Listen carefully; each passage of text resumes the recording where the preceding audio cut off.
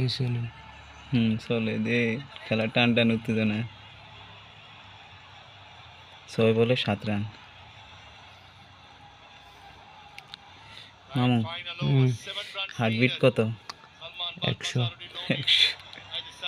বাঙালির খেলা মানে হার্টবিট বাড়ানি একটা পাকিস্তানে 118 রান আছিল একটা 6 হইলেই উইকেট না পড়লেই মোটামুটি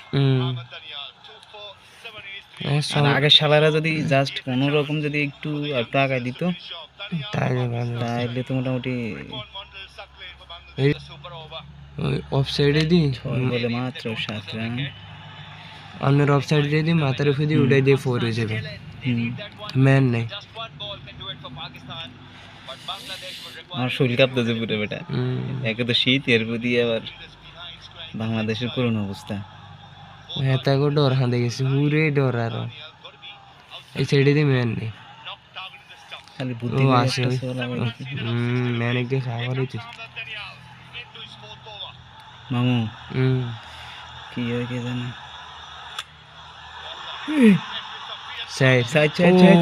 রে 2 রান 5 বলে 5 রান এর জন্য ব্যাটের কোনাত লাগি হইলো সাইরো ম্যাচ ড্র করলে এমনি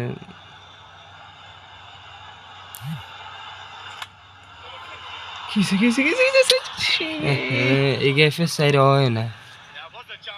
তাকো এসে উইকেট আর তাকো এসে 100 সাইড বাউন্ডারি একটা বল এইদিকে হইলো এটা দিচ্ছে একটা বল ওইদিকে উইকেট পড়লো হেরা জিতে গেছে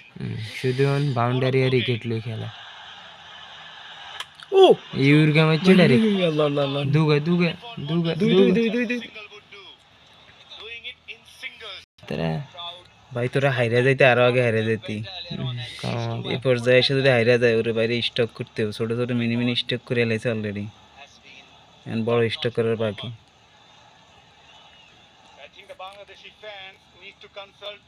বাউন্ডারি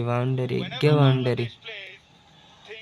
আমি মনে করি আগে দৌড়ি 2 রান লইলো মামু ম্যান বাউন্ডারিতে ইয়ের এবার কিন্তু এই সাইডে অফ সাইডে বাউন্ডারি ম্যান 2 রান লই ম্যাচ ড্র করুক তারপরটা পরে তারপর 2 বলে 1 রান খেলা কিন্তু বাংলাদেশের হাতে আছে 3 বাউন্ডারি